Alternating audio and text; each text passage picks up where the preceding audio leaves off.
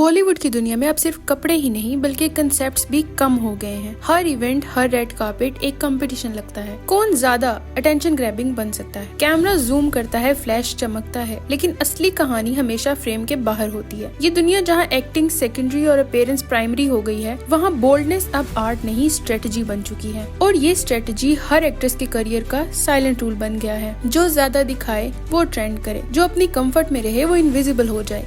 लेकिन अब लगता है ये ग्लैमर का फॉर्मूला थक चुका है और ऑडियंस भी। हर ग्लैमरस लुक के पीछे एक कमेटी होती है। PR head, stylish marketing teams और उनके एडवाइजर्स ये डिसाइड करते हैं कौन सा आउटफिट वायरल होगा, कौन सा एंगल एंगेजमेंट लाएगा। और एक्ट्रेसेस, उन्हें सिर्फ ये बताया जाता है ये बोल्ड लुक जरूर चलेगा। ये प्रेशर उन पे इतना है कि वो खुद अपनी बाउंड्री भूल जाती हैं। कैमरा के लिए स्माइल फेक होती है, लेकिन अंदर से वो जानती हैं ये लुक उनकी मर्जी नहीं, उनका ड्यूटी बन गया है। बॉलीवुड का सबसे बड़ा इल्यूजन है कि पब्लिक को सिर्फ ग्लैमर चाहिए, लेकिन असल में ऑडियंस ये ग्लैमर कंज्यूम नहीं, एंड्योर करती है। रेड कार्पेट्स पर जितना ज्यादा एक्सपोज होने लगा है, उतना ही लोगों ने कमेंट सेक्शन में लिखना शुरू कर दिया है ये सब हर जगह एक जैसा ही लगता है। मतलब शॉक फैक्टर अब बोर करने लगा है। एक ही जैसा पोज, एक ही जैसा लुक, एक ही जैसी वाइब, और फिर भी हर कोई सोचता है कि वो यूनिक है। ओवर एक्सपोजर ने इंडिविजुअलिटी मार दी है और रियलनेस को फैशनेबल बनाना बंद कर दिया है। इंडस्ट्री में एक साइलेंट फेयर है रेलेवेंस खोने का।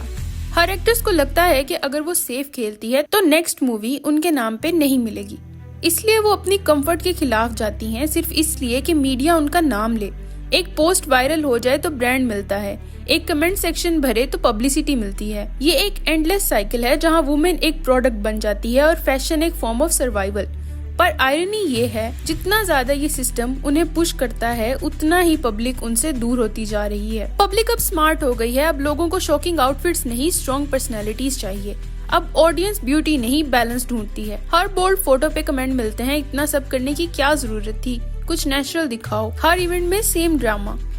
यानी पब्लिक अब ओपनली कह रही है we are done with this over exposure trend. वो उन लोगों को सपोर्ट कर रही है जो रियल हैं, ग्राउंडेड हैं और कैमरा के लिए फेक नहीं बनते। बॉलीवुड के अंदर अब एक साइलेंट टेंशन है। वो लोग जो सोच रहे थे कि बोल्डनेस सेल्स, अब रियलाइज कर रहे हैं कि बोल्डनेस बोर करने लगी है। ब्रांड्स अब सटलिटी पे इन्वेस्ट कर रहे हैं। डायरेक्टर्स अब ग्रेस और नेचुरल ब्यूटी को स्क्रीन पे वापस ला रहे हैं। क्यों? क्योंकि ओवर एक्सपोजर ने एक्साइटमेंट खत्म कर दी है। ग्लैमर का मतलब सिर्फ स्किन शो नहीं होता, वो एक ऑरा, एक मिस्ट्री होती है। और जब मिस्ट्री ही खत्म हो जाए तो मैजिक भी मर जाता है। लेकिन हर दौर में कोई ना कोई आता है जो सिस्टम के रूल्स तोड़ता है।